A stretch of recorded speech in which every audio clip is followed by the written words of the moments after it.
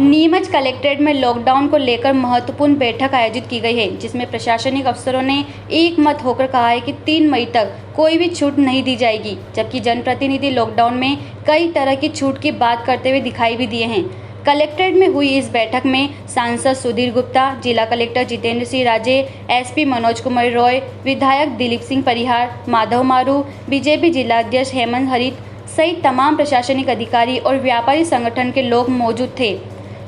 नहीं, उस गाइडलाइन के आधार पर हम अपनी स्थानीय स्थितियों को देखते हुए क्या निर्णय ले सकते हैं, क्योंकि डिजास्टर मैनेजमेंट के लिए स्थानीय स्तर पर जो कमेटी है वह सारे निर्णय लेने के लिए सक्षम है और इसीलिए सारी स्थितियों में मंथन हुआ। आज व्यापारी प्रतिनिधि भी यहाँ उपस्थित थे, प्रेस से जुड़े हुए प्रमुख व्यक्ति भी यहाँ उपस्थित थे, जनप्रतिनिधि भी यहाँ उपस्थित थे और सरकार के उस पक्ष का जो व्यवस्थाओं को देख रहा है, चाहे वो पुलिस हो, सारे हलके के प्रमुख लोग यहाँ उपस्थित थे और डॉक्टर्स भी यहाँ पर उपस्थित थे। सबने अपने अपने तय सुझाव दिए और सबका मन एक ही बात कह रहा है कि हम ग्रीन हैं, ग्रीन बने रहने के लिए अभी कठोरता की आवश्यकता है।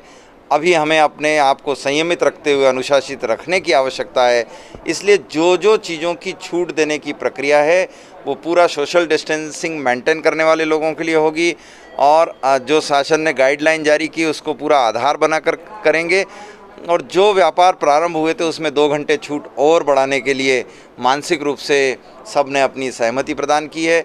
इसके अलावा पेंटर, कारपेंटर, प्लम्बर, ये जो छोटे छोटे काम करने वाले लोग हैं इनके रोज़गार भी कुछ प्रारंभ हों, इसके लिए उस पर निर्णय अभी होना है कि उनको मिलने वाली सामग्री की दुकानों को कैसे छूट दी जाए। अभी इसका निर्णय नहीं हुआ है। कुछ मूल निर्णय लिए गए हैं, जैसे कि भारत सरकार की गाइडलाइन आई है दुकानों को खोलने को लेकर, तो बैठक में कुछ प्रमुख निर्णय ये हुए कि करीब 2 घंटे जैसे जो अभी दुकानें खुल रही हैं उसकी लिमिट्स बढ़ाई जाए।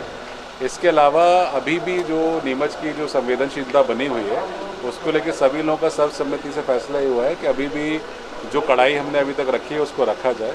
एसेंशियल गुड्स की ऑलरेडी दुकानें खुल रही हैं। इसके अलावा जो बहुत छोटे व्यवसाय होते हैं, जो दैनिक वेतन भोगी के व्यवसाय होते हैं, जैसे कि मोची हो गया या बढ़ई हो गया, इनको हमने ऑलरेडी खोल रखा है। इनसे जुड़ी कुछ दुकानें हैं, उसको एक सुझाव ये आया है कि उसको रोस्टर में 1-2 दिन खोला जाए हफ्ते में, तो उस पर आई थिंक हम लोग सब सहमत हैं और उसका आदेश में भी उसका उल्लेख होगा।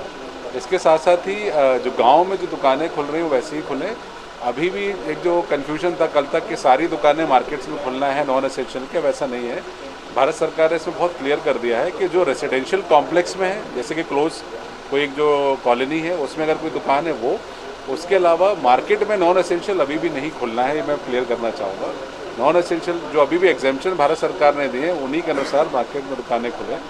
पंखे की दुकान हो गई, इस तरह की दुकानें, इसको भी हम रोस्टर में कुछ जमा के इनको कुछ दिन खोलेंगे, हम लोग सारे दिन नहीं खोलेंगे।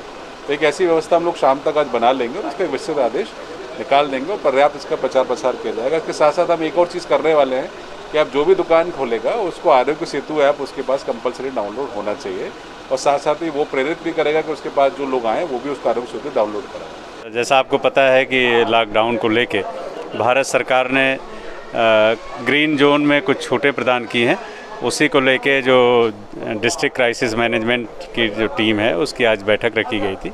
उस बैठक में सभी लोगों से अलग अलग मुद्दों पर चर्चा की गई, जिसमें सबने अपनी ये सहमति दी है कि लॉकडाउन और जो सोशल डिस्टेंसिंग है इसका अभी भी 3 मई तक कड़ाई से पालन किया जाए। साथ ही यहाँ पर अभी छूट भी उन्हीं चीज़ों में दी जाए, आवश्यक चीज़ों में दी जाए जो लोगों की विशेष आवश्यकता की हैं। सामान्य रूप से बाज़ार को अभी बंद रखने की लोगों ने बात की है। इसमें चर्चा के बाद कुछ समय बढ़ाया जा रहा है और साथ ही किन किन चीज़ों में छूटें दी गई हैं कलेक्टर साहब की ओर से आज विस्तृत आदेश भी जारी हो जाएगा। मेरा ये सभी से रिक्वेस्ट रहेगा कि सामान्य रूप से बाज़ार में जो छूट भारत सरकार के निर्देशानुसार दी गई है उसके अतिरिक्त किसी तरह की कोई छूट न दी, लोग प्रयास न करें। साथ ही जो ज़िले की सीमा है उस पे हम लोग बहुत सख्ती कर रहे हैं और उसमें मैं चाहूँगा कि अनावश्यक लोग नीमच ज़िले से बाहर न जाएं और जिनको आवश्यकता हो ई पास लेके यहाँ से व्यवस्थित तरीके से ही जाएं, अन्यथा उनको फिर यहाँ भी और दूसरे ज़िलों में भी दिक्कतों का सामना करना पड़ेगा। इस मामले को लेकर बात हुई है, व्यापार कौन सा चले कौन सा नहीं चले, जो केंद्र सरकार की गाइडलाइन है उस गाइडलाइन के आधार पर तय हुआ है। नीमच ज़िले में कोरोना जैसी संक्रमण के बचने के लिए लॉकडाउन चल रहा है। जो आवश्यक चीज़ें हैं, किराना के सामान है, चाय की पत्ती है, इनकी दुकानों की खोलने का टाइम निर्धारित हुआ है और उसको देखते हुए व्यापार को बढ़ाते हुए 2 बजे तक के लगभग अब दुकानें खुलेगी जो आवश्यक है। उसमें जैसे छोटा मजदूर है, कोई पुताई करने जाता है, कोई कारपेंटरी का काम करने जाता है, तो उनके लिए भी दुकानों को एक दिन खुल के उनको सामान मिल जाए, ऐसा तय किया गया। किसान मंडी में एकदम इकट्ठे नहीं हो, पंचायत के हिसाब से किसानों को बुलाया जाएगा। गेहूं और लहसुन की मंडी में जैसे भी निर्धारित हो जाएगा, उस आधार पर बुलाकर उनका गेहूं खरीदने का काम भी प्रारंभ होगा। सबसे बड़ी बात तो है कि कोरोना से निपटने के लिए हम सब लोगों को घरों में रहना है। आवश्यक चीज़ों की वस्तुओं की पूर्ति हो और एक सर्कल बने, राउंड बने। एक दिन कौन सी दुकान खुल जाए, जैसे कोई सुतार है, लोहार है, यदि किसी के घर में कोई कूलर ख़राब हो गया है, पंखा ख़राब हो गया है, तो छोटी छोटी ये चीज़ें हैं, इनकी दुकानें खुलने का तय किया गया है। मंडी, नई मंडी और बड़ी मंडी, यदि नई मंडी में भी यदि सुविधाएं होगी तो उसको खोला जाएगा, नहीं तो अन्यथा पुरानी मंडी में भी गेहूं की खरीदी की जाएगी।